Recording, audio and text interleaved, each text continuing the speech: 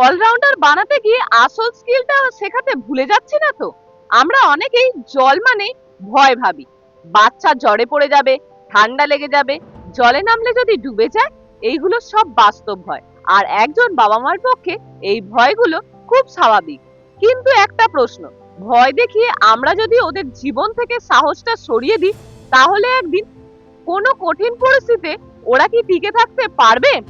সাঁতার শুধু খেলা না, এটা হলো জীবন শেখার প্রথম ধাপ। এই যে ফুটেজে তোমরা যাদের দেখছো, এই ছোট্ট ছোট্ট ছেলে মেয়েরা ভয় পায় না? অবশ্যই পায়, কিন্তু ওরা প্রতিদিন জয় করে নিজেদের ভয়কে। ওরা জানে এই পানীয়র নিচে গিয়ে আবার উঠতে হবে। ওরা জানে অন্যদের সঙ্গে টাইমে হারলেও সাহসে হারলে চলবে না।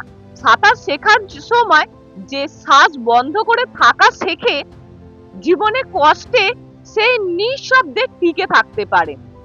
অনেক বাবা মা বলেন সাঁতার থাকুক পরের বছর, আগে পড়াশোনা হোক, ঠান্ডা লেগে গেলে পরীক্ষা মিস হবে, জলে নামা কি দরকার? কিন্তু পড়াশোনা, গান, আঁকা এইগুলো যদি জীবন সাজায়, তাহলে সাঁতার শেখে জীবন বাঁচাতে, শুধু কেরিয়ার নয়, একজন মানুষ হিসেবেও বেড়ে ওঠার জন্য সাঁতার শেখা উচিত। সাঁতার শরীরকে ফিট রাখে, এটা আমরা জানি, কিন্তু জানো কি সাঁতার মনের অন্ধকার দূর করতে পারে? পানি এমন একটা উপাদান যেটা শুধু দেহ শীতল রাখে না, মনকেও স্থির করে। যখন কেউ পুলে নামে, তার সমস্ত মনোযোগ নিজের দেহে, নিজের শ্বাসে, নিজের গতিতে। এই ফোকাস, এই আত্মনিয়ন্ত্রণ শিশুর আত্মবিশ্বাস গড়ে তোলে।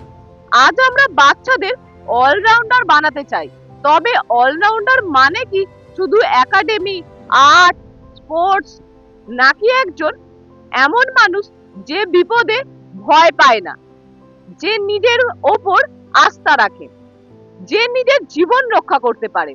সাঁতার শেখা মানে শুধু জলের মধ্যে দিয়ে চলা নয়, জীবনের ঢেউয়ের সঙ্গে তাল মিলিয়ে চলার শেখা। একটা কথা মনে রেখো, বাচ্চারা সবকিছু শিখবে না, কিন্তু যা শিখবে সেটাই ওদের জীবন গড়ে দেবে। আজ যদি তুমি ভয়কে জয় করতে সাহায্য করো, কাল ও নিজের থেকেই সাহসিকতা বেছে নেবে।